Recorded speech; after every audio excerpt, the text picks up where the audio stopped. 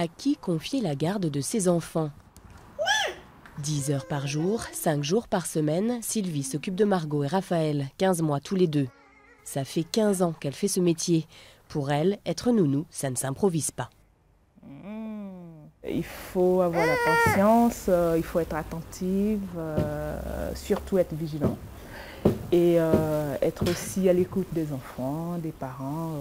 Face à la pénurie de places en collectivité, notamment à Paris, les parents sont de plus en plus nombreux à chercher une nounou comme Sylvie. Mais pas facile de trouver la bonne quand on travaille à plein temps.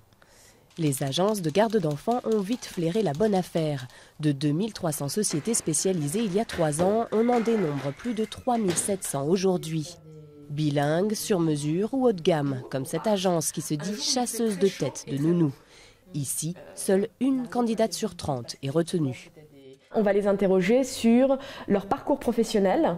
Donc on va vraiment comprendre dans quelle famille elles ont travaillé, il y avait combien d'enfants, ils avaient quel âge, pourquoi ça s'est arrêté, elles travaillaient de quelle heure à quelle heure. Enfin voilà, on essaye d'avoir des informations très précises et bien évidemment des connaissances petite enfance. Décrivez-moi les différentes étapes pour préparer un biberon de 120 ml d'eau.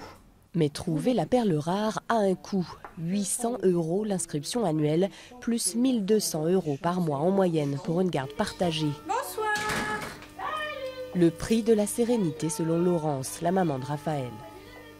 Ils nous ont trouvé en l'espace de 48 heures 4 candidates potentielles, toutes qualifiées. Quand on bosse et qu'on a besoin vraiment que les enfants soient gardés, voilà, le calcul est vite fait, hein, c'est vite amorti.